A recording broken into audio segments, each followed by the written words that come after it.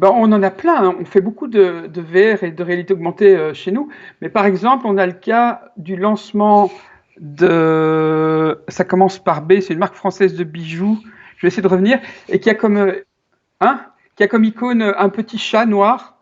Et on a créé tout un événement qui était en fait une espèce de musée interactif. Et les utilisateurs pouvaient, avec l'application qu'ils pouvaient installer eux-mêmes, visualiser le petit chat noir en train de danser sur un présentoir. Voilà, c'est un exemple où il s'agit d'attirer une masse dans un événement qui est plutôt un événement grand public, et pas spécialement lié à un point de vente, mais en l'occurrence c'était un musée sur la place parisienne. Et c'est Boucheron, voilà, c'est Boucheron, et c'est Boucheron, et c'était sur la place Vendôme.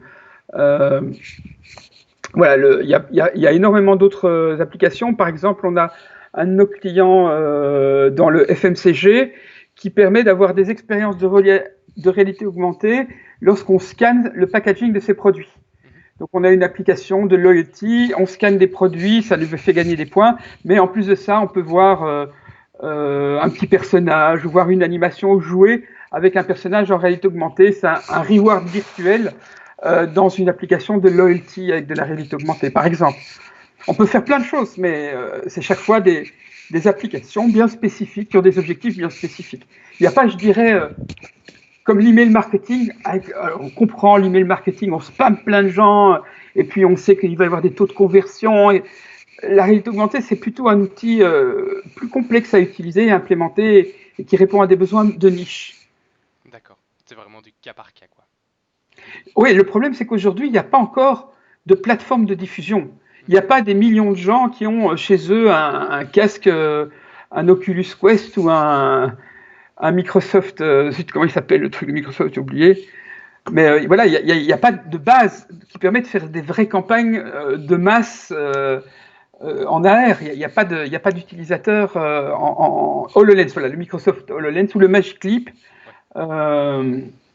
C'est vraiment des outils qui sont encore très expérimentaux, qui sont utilisés plutôt par les développeurs ou sur de l'événement ou dans du B2B, mais ça n'est pas encore une plateforme pour faire des campagnes.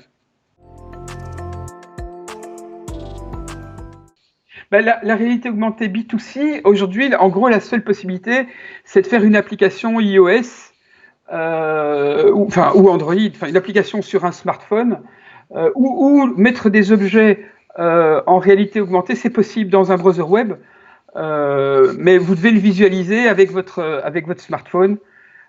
Voilà. Et ça ne sert pas à grand-chose.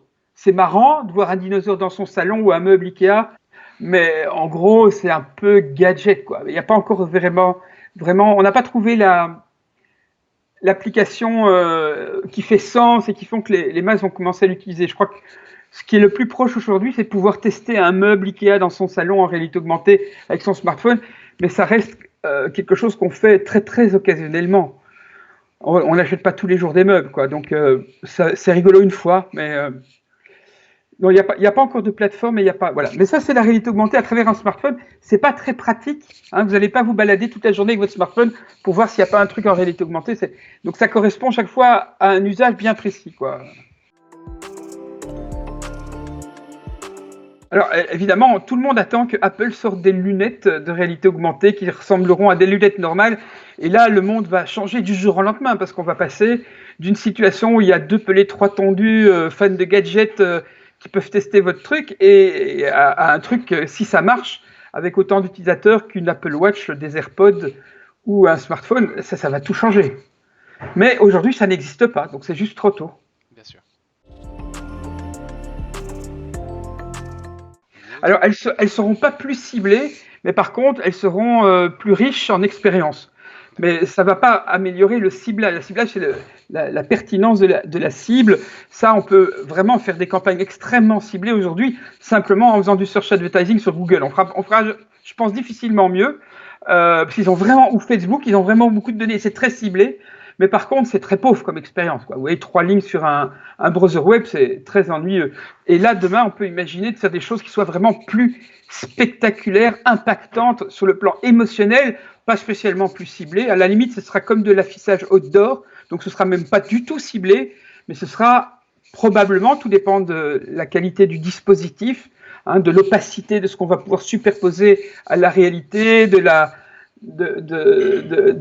gestion de la profondeur de champ des objets et de l'occlusion des objets. Enfin, il y a plein de règles techniques qui font que ce sera réussi et réaliste ou que ce sera gadget.